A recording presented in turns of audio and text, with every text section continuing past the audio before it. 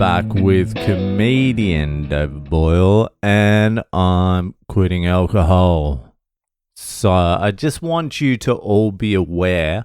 I'm not sure if anyone actually is aware, but I want you to be aware that the only reason we are not currently in the middle, like directly in the middle of thermonuclear war, is because of the otherworldly restraint of a man named Vladimir Putin. That's the only reason.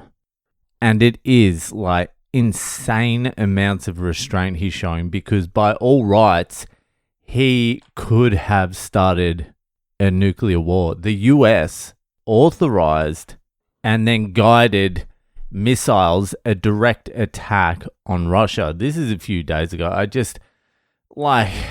It's just exhausting now.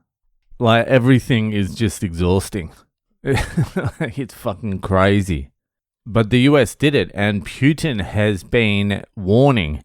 And this is the fucking thing. When the Ukraine war kicked off, I knew nothing about Russia. I knew nothing about Putin. I knew nothing about Ukraine.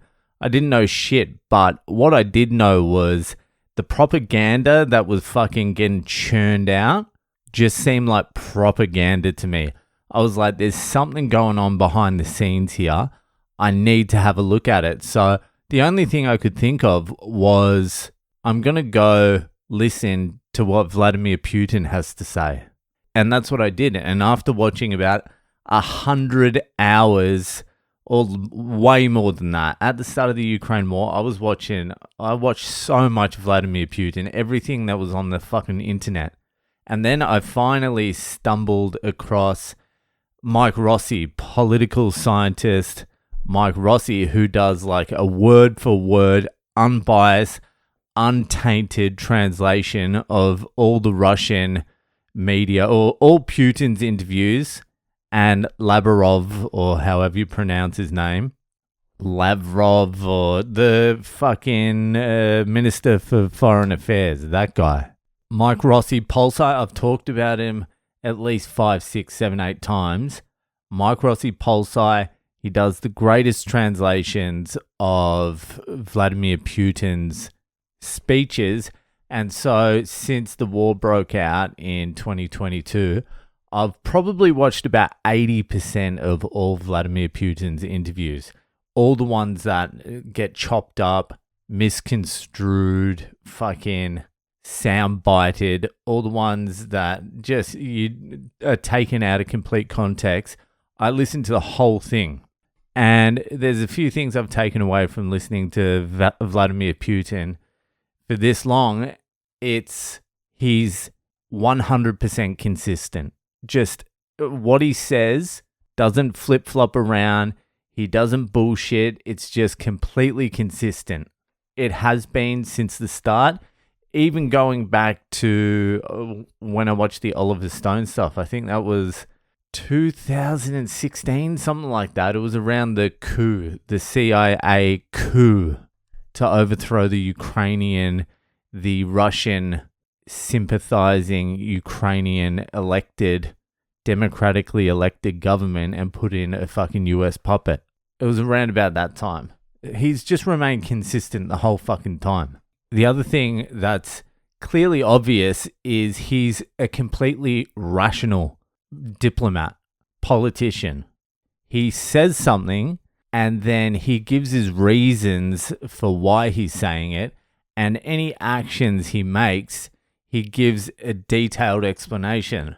These are the consequences. This is what's going to happen. Here's a warning.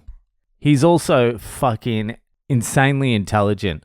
I've seen him do an interview with foreign journalists who are just going after him hardcore, and they're asking 20-minute questions, complex, multi-layered questions, 17 questions within a question, and he'll go through every single point they make just from memory, just from listening to the question, and he'll do that with several foreign fucking journalists in a sitting, for an hour and a half, 2 hours. Takes a lot to get through these, by the way. So I'm just telling you. So he's Smarter than fucking any other politician in the world. I haven't seen any evidence of intelligence anywhere else in the political world, anywhere. And then just the restraint of this whole fucking thing. It's fucking, it's crazy. He just did a 7-minute. All right, you can do this. Go to Michael Rossi Pol Sci on YouTube. Vladimir Putin just did a 7-minute address to the nation. It wasn't actually really addressed to the nation. It was an address to the US and the elites and anyone listening. You're making a very, very big mistake. I've warned you. But even still, in this, he's showing restraint. Go listen to it, you'll see. But he's been saying for months, he's like, if these missiles that the Ukraine don't have, they've been given them by the US, but not only that, he's even saying, all right, you give Ukraine fucking arms. That's fine. But the thing is, the Ukraine can't fucking use these weapons because they don't have the satellites or the navigation systems. For them to be shot into Russia, they need the US's help. US, NATO, whoever. And he's been saying this for months and months. He's like, if these missiles get shot into Russia, that's a direct attack on Russia by the US and NATO, and it's an official declaration of war. And the US did that a few days ago. They actually did that. Just think about that for a second. The US went right up to Russia's border and then shot ballistic missiles into Russia. They were intercepted by Russia. Well, I think one of them hit something. I don't know. But here's the thing. Putin has every right to retaliate. He's given warning after warning. Everyone knows what this war is. This is a proxy war.